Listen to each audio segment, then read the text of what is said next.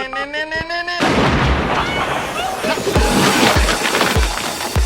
got one that can see.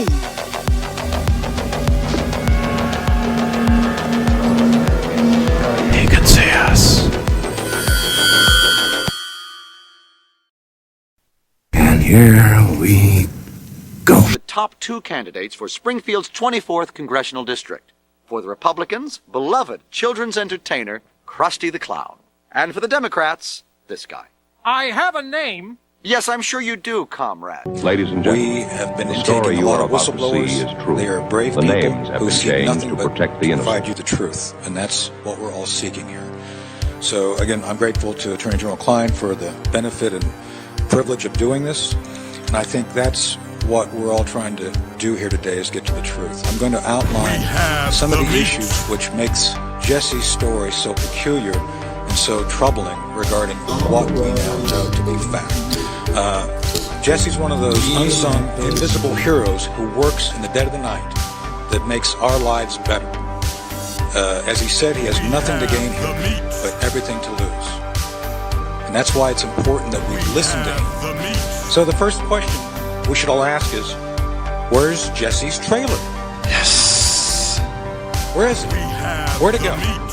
What was the route it took after it left? I think it's a reasonable question, one that I think any reasonable American who's curious about 24 pallets of ballots, where they went. So we have a number of teams supporting the Armistead effort. One of them is my own London Center intelligence team. He Did the can see estimate us. about. So just so you all understand what we're talking about, depending on the density, depending on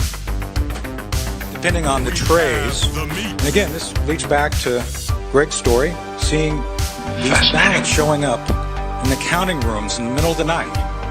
That's the pointy end of the spear. We trace it back through all the different machinations to Jesse, to his mass transportation of these things.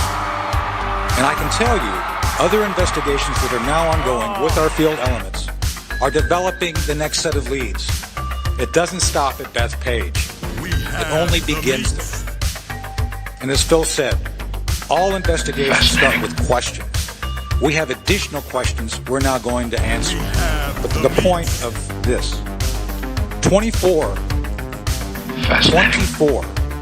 gaylords full of these things. Not mailed like they normally would be. And let me make this very clear. The Bethpage Center is not a place where you can frank or process mail. It's a bulk mail center. As a matter of fact, it's called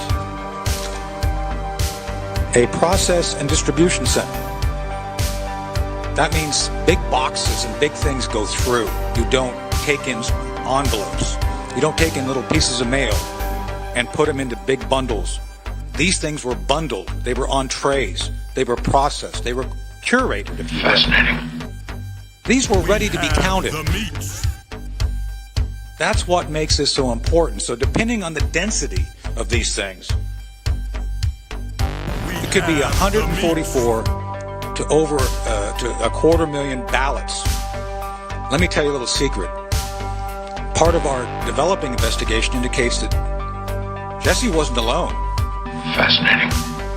There was a number, as in like a bunch of different trucks, which engaged in this. So when you think about the magnitude of potential votes showing up the night of the election after midnight, you have to have an artifact. So if you eliminate the impossible, with all things being equal, whatever remains must be the truth. The truth is, ballots showed up. They were counted. They do not match necessarily the records of who should have voted. In some instances, the stats don't add up.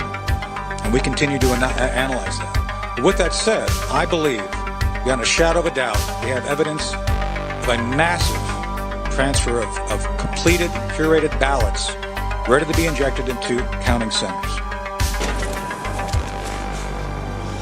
That was a brand new tire. Give me your keys. I don't believe this. Give the bag to Bozo, drop the gun, and put your hands in the air.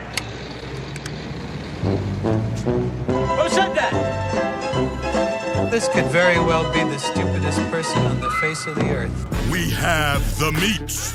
Fascinating. Quiet.